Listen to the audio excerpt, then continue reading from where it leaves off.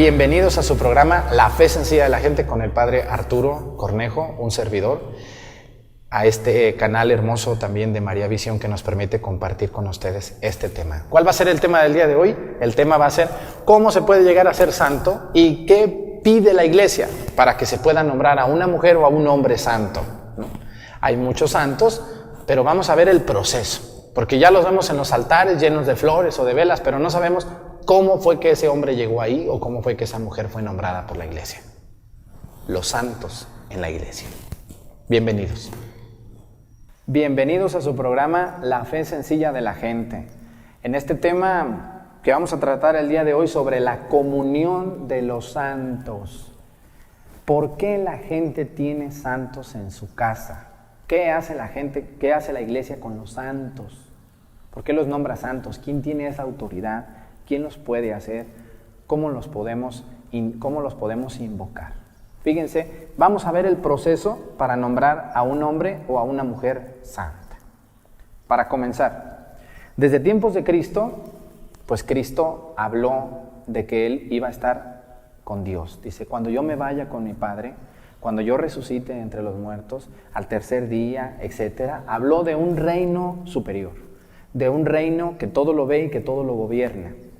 La Iglesia ha creído, y ahorita más en el Catecismo de la Iglesia Católica nos lo confirma, de que el reino de Dios, el reino de Cristo, está formado por 3 tipos de personas o 3 tipos de seres. Estamos hablando primero de la Iglesia celestial, la Jerusalén Santa. Acuérdense que hay un canto que así dice, ¿no? Jerusalén Santa, Jerusalén Celestial. ¿Dónde está esa Jerusalén Santa? Está en el cielo.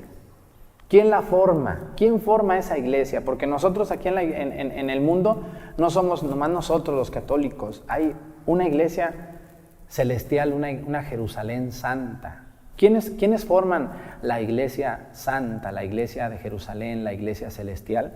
La forma Dios Padre, Jesucristo, el Espíritu Santo, la Virgen María, todos los santos, todos los mártires, todas las vírgenes, los ángeles, los arcángeles, los serafines, los querubines, las potestades, los tronos, las dominaciones. Todos esos seres espirituales que están en el cielo junto con Dios. Claro que Dios no es solamente un ser, Dios es todopoderoso. En ese lugar llamado cielo, del que Cristo nos habló y las Sagradas Escrituras insisten demasiado, está la Jerusalén celestial. ¿A dónde van los santos que mueren en este mundo? Al cielo. La segunda iglesia que existe es la iglesia purgante, la iglesia que transita un camino de purificación en un lugar llamado purgatorio. Personas que no fueron tan buenas, pero tampoco tan malas y están allí purificándose. ¿Para qué? Para que un día, cuando Dios así lo determine, pasen al cielo. Ya en un tema vamos a hablar del purgatorio. Muy pronto, ustedes no dejen de ver este programa. Y por último está la iglesia militante, la iglesia peregrina, ¿no? Hay un canto que dice, somos un pueblo que camina y juntos caminando podremos alcanzar. Dice, otra ciudad que no se acaba, sin pena ni tristeza, ciudad de eternidad. ¿Quién es ese pueblo? Nosotros. Somos un pueblo que camina. Somos un pueblo que juntos caminamos, pero caminamos con esperanza. Y esa iglesia se llama militante. ¿Cuándo termina la iglesia militante? Cuando uno de sus bautizados muere. La muerte de una persona, no, para un católico, la muerte de una persona no es el fin. La muerte de una persona es el comienzo de una nueva etapa en su vida y a formar parte de otra etapa de la iglesia.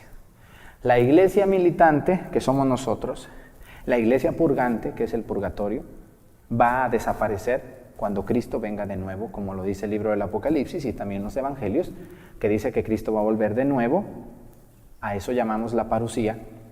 Cristo vendrá a juzgar a vivos y muertos y en ese momento terminará el purgatorio, terminará este mundo, la iglesia militante, y todos pasaremos a formar parte de la iglesia celestial, de la iglesia que contempla a Dios. Ahorita vamos a ver eso, cómo es que se da. Sin embargo, a lo largo de la historia de la iglesia, que son 2000 años, incluso antes de la iglesia, ha habido hombres y mujeres muy santos, muy buenos, muy devotos, muy entregados a las cosas y a las causas de Dios, que trataron y lucharon por vivir el evangelio, y muchos de ellos lo lograron a costa de muchos sacrificios, de muchas humillaciones, desprecios, de soledad, de muchas tristezas a veces en ellos, pero de servicio a Dios. Así que esos hombres y mujeres despreciados a veces por el mundo, humillados por el mundo, que sufrieron los dolores que Cristo sufrió en la cruz por seguir a Cristo, son aquellos hombres llamados santos y santas de Dios. Sin embargo, dentro de la santidad existen algunas gradualidades y algunos requisitos que la Iglesia pone para poder determinar que un hombre o una mujer fue santo.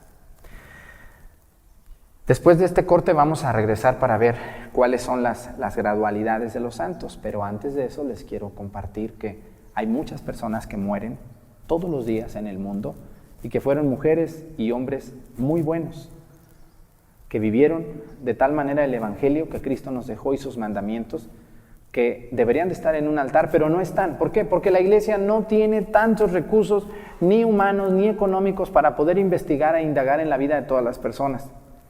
Sin embargo, Dios, que todo lo ve, que todo lo conoce, determina quién entra al cielo y quién no, quién va al purgatorio un tiempo y quién va al infierno para siempre.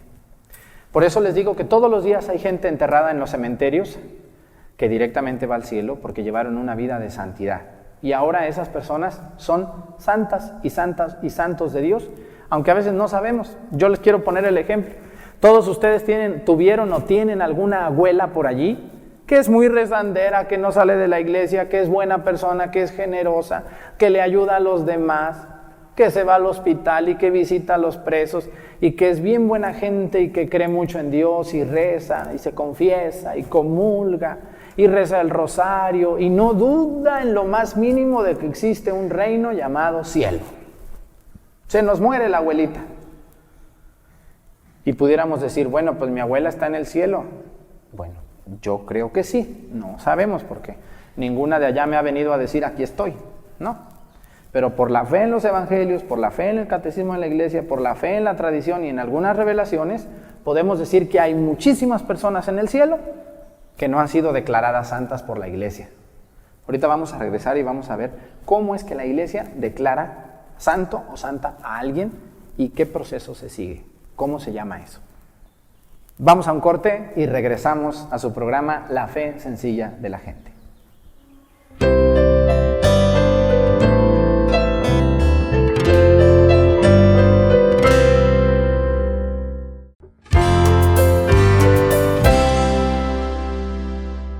Regresamos a su programa La Fe Sencilla de la Gente con este programa llamado ¿Cómo se nombra un santo? O la comunión de los santos. El catecismo de la Iglesia Católica nos enseña que una persona que muere después de ser una muy buena persona o vivir una vida de gracia toda su vida, o por lo menos los últimos años de su vida, pues va al cielo de manera directa. En los primeros años de la Iglesia, pues no había tantas instituciones, tantas especialistas, tantas cosas para investigar sobre una persona. Y en los primeros años, pues, la iglesia declaraba santo a una persona que tenía olor de santidad, que tenía fama. ¿Qué quiere decir eso? Pues una persona que simplemente era conocida por ser una muy buena persona, una persona de bien, una persona que creía en Dios, que rezaba, que se confesaba y sobre todo también que era caritativa, que ayudaba a los demás. Porque ser santo no nomás es rezar, ser santo no nomás es ir a la iglesia, ser santo no nomás es ser devoto de un santo, no. Ser santo es ser un hombre de Dios, creer en Él, vivir la vida de fe y ser un buen ciudadano ante los demás. No, pues muy rezandera la señora, pero nada de ayudar al prójimo, nomás echándole malo a los demás. No, esa no es ninguna santa. Esa es una señora piadosa, que reza mucho, pero que no ayuda a los demás. Y la iglesia pide principalmente esas dos cosas: que sea reconocido por ser una persona bien ante Dios y bien ante los demás. Sin embargo, en los primeros años, imagínense ustedes, la iglesia pues no tenía tantas instituciones, La fe sencilla de la gente también de aquel tiempo hacía que alguien que moría lo declararan santo. Decían, pues aquí tenemos a una santa mujer que murió, vamos a pedir por ella que está en el cielo, que interceda por nosotros. Y ahorita vamos a ver dónde van esas personas. Fíjense que el Catecismo de la Iglesia Católica, que ahorita les voy a leer un punto, habla sobre esas personas que están en el cielo. ¿Qué están haciendo allá? ¿Sentados, dormidos, acostados? No. Lo único que hace un santo en el cielo, obviamente, es ver a Dios, contemplarlo tal cual es. Qué hermoso sería ser santo, ¿no? Contemplar a Dios como Él es, no como nosotros nos lo imaginamos. Tú te lo imaginas de un modo, yo me lo imagino de otra manera, otra persona de otra manera, pero los que son santos están en el cielo y su único trabajo es ver a Dios tal cual es, estar con Él y ayudarnos a nosotros desde aquí abajo. Esa es la comunión de los santos, la comunión con nosotros, ayudarnos a los seres humanos, a los bautizados que navegamos y vivimos por este mundo a veces tan cruel y tan duro, darnos aliento e interceder por nosotros ante Dios. ¿Qué dice el Catecismo de la Iglesia Católica sobre la comunión de los santos? Vamos al Catecismo de la Iglesia Católica. Fíjense, en el número 1053 del Catecismo, les voy a leer y luego vamos a explicar un poco de esto, dice: creemos que la multitud de aquellas almas que con Jesús y María se congregan en el paraíso, las almas de los difuntos que vivieron bien y que se congregan con Jesús y con María en el paraíso, en el cielo, forman la iglesia celestial, lo que les decía, la Jerusalén Santa, donde ellas, gozando de la bienaventuranza eterna, ven a Dios como es Él. Esa es la bienaventuranza eterna. Cuando dice nuestro Señor en las Sagradas Escrituras, bienaventurados los que son perseguidos, bienaventurados los sufridos, porque van a ver a Dios, porque van a recibir su recompensa. Es eso, la bienaventuranza es ver a Dios tal cual es. Y participan también, ciertamente en grado y de modo diverso, juntamente con los demás santos ángeles. Es decir, están con los ángeles pero no están revueltos, están en su lugar debido, contemplando a Dios, porque una persona que muere no es un ángel. Una persona que muere puede llegar al cielo y ser nombrada santa, pero nunca una persona va a ser nombrada ángel, porque no es propio de una persona llegar a ser ángel. Es decir, llegar al cielo es contemplar a Dios, no convertirse en un angelito o andar ahí volando a un lado de Dios, sino contemplar a Dios. En el gobierno divino de las cosas que ejerce Cristo glorificado, como quiera que intercedan por nosotros y con su fraterna solicitud ayudan grandemente a nuestra flaqueza. Esos son los santos. Los santos son aquellas personas bienaventuradas que vivieron una vida de gracia y que están ahora contemplando a Dios nuestro Señor. Así que yo les quiero invitar a que cuando ustedes tengan un santo patrón, todos ustedes que llevan un nombre de santo, pues ese es su santo patrón, lo invoquen. ¿Por qué? Porque Él está contemplando a Dios. Él forma parte de la Jerusalén Santa. Él forma parte de los bienaventurados. Él forma parte de aquellos hombres y mujeres que pueden ver a Dios cara a cara, tal cual es. ¿Y tú crees que no te pueden hacer un favorcito por allí a veces que lo ocupas? Muchos de nosotros llevamos nombres de santos, pero ni conocemos ni quién es ese santo. Ni lo hemos leído, ni conocemos, ni sabemos. Así que sería una muy buena opción saber quién es el santo de tu nombre, ¿no? Y cuando lo conozcas, tratemos de imitar a esas personas que vivieron una vida de acuerdo a la gracia de Cristo. Así que, ¿cómo se logra un santo? Bueno, para empezar, todo mundo deberíamos de querer ser santos. Y el mejor instructivo para llegar a ser santos es la Biblia. Leer la Sagrada Escritura y ponerla en práctica. Pero si me dices, yo quiero un resumen, padre, porque la Biblia es muy grande y no la puedo leer y se me olvida o no la conozco, ¿no? Dígame un resumen para poder llegar al cielo. El resumen es los mandamientos de la ley de Dios y también los mandamientos de la iglesia.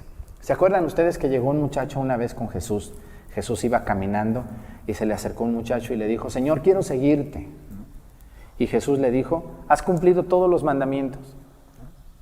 Y el muchacho le dijo, sí, Señor, yo los he cumplido. He amado a Dios sobre todas las cosas, no he jurado en nombre de Dios en vano, ¿verdad? He amado a mi padre y a mi madre, los he respetado a lo largo de su vida, no he robado, no he matado, no he fornicado, no he deseado la mujer de mi prójimo. Es decir, todos los mandamientos, dice la palabra de Dios, que repasaron todos los mandamientos. Este muchacho le dijo, todos los he cumplido. Entonces Jesús le hizo otra pregunta que nos la puede hacer a ustedes y a mí. Porque hay muchas personas que dicen, yo soy muy bueno, yo no hago mal a nadie. Pues sí, no haces mal a nadie, pero tampoco le haces bien a nadie. Nomás te haces bien a ti mismo y a tus amigos. Y eso no es ser santo.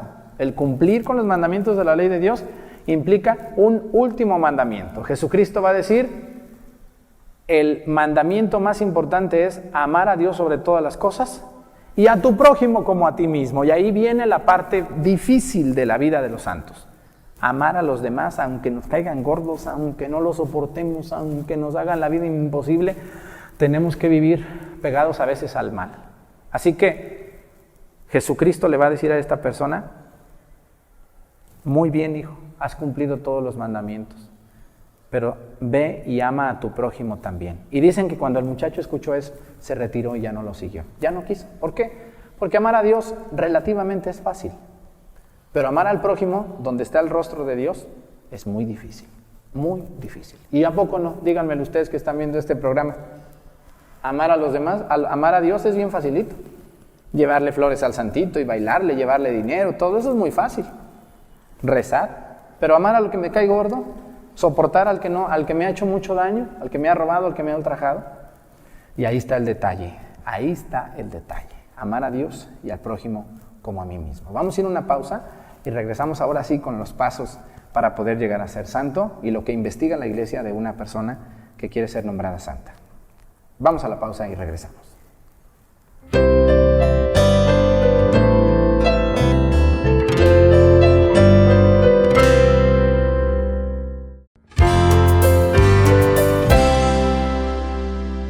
Regresamos del corte a su programa La Fe Sencilla de la Gente. Les recuerdo que estamos hablando sobre el tema de cómo se llega a ser santo y qué requisitos pone la iglesia o cómo pide la iglesia que se hagan los estudios para nombrar a alguien santo. Habíamos dicho que en la Biblia aparece el muchacho que dice que todo lo ha hecho bien, ha cumplido con los 10 mandamientos, cree en Dios, todo lo demás. Pero le faltó un detalle, el amor al prójimo. Cuando Cristo le dice, ve y llama al prójimo y luego me vienes a buscar, el muchacho dicen que se puso triste, ya no quiso.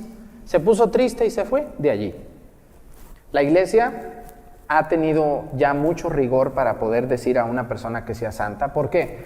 Porque puede prestarse a abusos. Pueden llegar a ser santo a alguien que simplemente era amigo del que es el encargado y no debe de ser así. Para que la iglesia determine a una persona para llegar a ser santa, tiene que pasar por varios requisitos. Lo primero, una persona cuando muere debe de morir en olor de santidad. ¿Qué es eso? Que los demás vean a Dios, que los demás vean a ese hombre, a esa mujer, como si fuera una verdadera criatura de Dios. Morir en olor de santidad es decirle a aquella persona, este hombre que murió era un hombre de Dios, creía, rezaba, se confesaba y además ayudaba a los demás, era un buen ciudadano, era un hombre que dio lo que tenía, murió sin nada, ¿no? Regalaba sus cosas, es decir, siguió los pasos de Cristo en toda su vida, o por lo menos los últimos años de su vida. Es decir, la iglesia no quiere santos desde el nacimiento, la iglesia quiere santos a veces que se conviertan, ¿no? La conversión que viene en cualquier persona. Es decir, una persona puede ser de lo peor, pero si en un momento de su vida endereza esa vida y comienza un camino hacia Dios, bueno, pues vendrá la santidad también para él. Cristo no quiere santos desde el nacimiento. Cristo quiere gente que se convierte y que lucha todos los días. El primer requisito es morir en olor de santidad. Y cuando una persona muere en olor de santidad, la iglesia pide como requisito mínimo que pasen 5 años después de la muerte de la persona. Ese es un requisito. La iglesia no nombra santo casi a nadie, aunque ha habido algunas excepciones en que se nombra santo cuando muere alguien. Pero lo que nunca ha pasado es nombrar a alguien que esté vivo santo. Nadie puede ser nombrado vivo santo, nadie. Todo mundo tiene que morir para después recibir la gloria. ¿Por qué? Porque si no, imagínense, si de por sí la soberbia nos gana, pues ahora una persona que está viva y que es declarada santa, pues ni modo que le llevemos flores a los pies a uno que está vivo, pues no se puede, eso es como contraproducente, va a ser la soberbia a una persona. Por eso, una persona que en vida se declaró santo es un impedimento para nombrarla santa. tiene que morir y tienen que pasar 5 años primero sin hacer ningún movimiento para que el obispo diocesano, cualquier diócesis tiene su obispo, después de escuchar a la gente, de escuchar a los sacerdotes, de escuchar a personas que conocieron a aquella mujer o aquel hombre, se inicia un proceso de investigación de la persona. Y este proceso se llama un proceso diocesano, una etapa diocesana. Se comienza a investigar allí alrededor del santo, en dónde vivía, con quién vivía, cómo era su vida, ¿no? Definitivamente, y cómo era su relación con Dios. Entonces, una vez que se hace esta etapa, pues esta etapa puede durar mucho tiempo.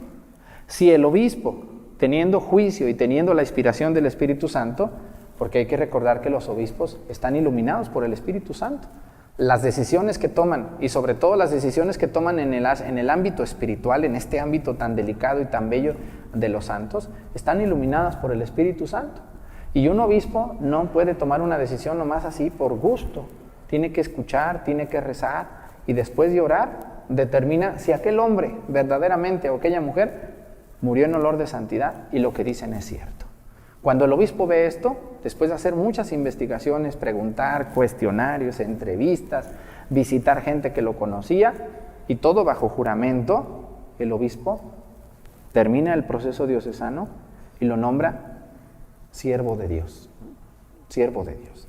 Después de esta etapa, el obispo tiene que convocar a los demás obispos que conoce, sobre todo de la provincia eclesiástica a la que pertenece o de la conferencia del episcopado de ese país, y después de hacer estas investigaciones, lo manda, si los obispos están de acuerdo también, iluminados por el Espíritu Santo. Esto no se trata de ser amigos del obispo, ni tampoco se trata de tener dinero o poder pagar algo. No, esto es muy delicado y estamos en el ámbito espiritual.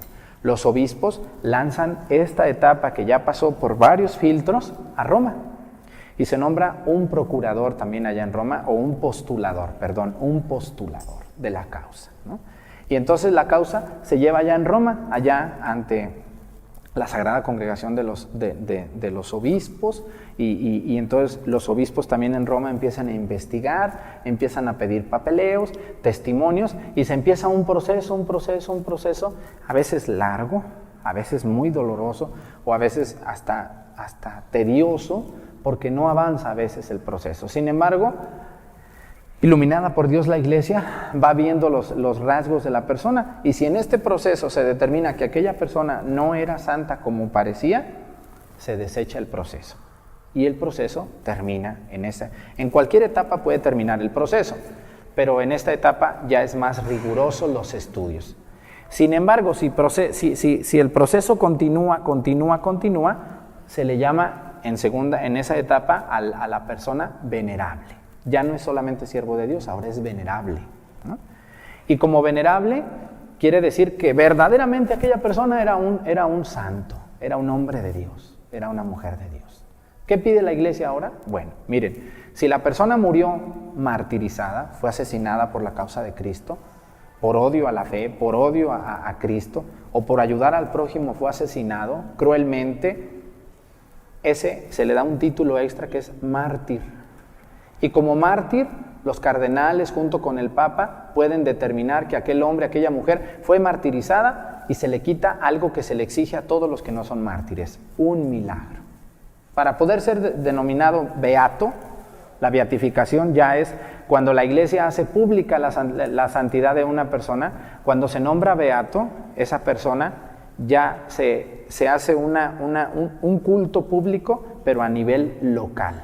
La beatificación. El beato es aquel que puede contemplar a Dios ya y que seguro está en el cielo. Cuando es mártir, pues ya no se pide el milagro, inmediatamente es beato.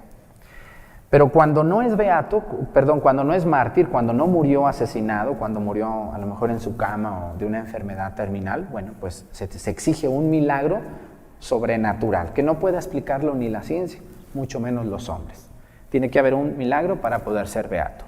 Cuando ya es beato, aún los mártires que son beatos y que no necesitaron de un milagro para poder llegar a ser beatos, sí se exige un milagro para que pueda ser santo, canonizado solo por el Santo Padre. Solo el Papa puede declarar santo. ¿Y qué hace el Papa? El Papa, iluminado por Dios, por Cristo, y con las llaves de San Pedro, cuando Cristo le dijo: lo que ates en este mundo quedará desatado allá, lo que desates aquí quedará desatado allá, con ese poder que tiene el Santo Padre, determina, junto con sus cardenales, que aquel hombre o aquella mujer está verdaderamente en el cielo. Es decir, el Papa no nombra santos, la Iglesia no nombra santos, los santos ya están en el cielo.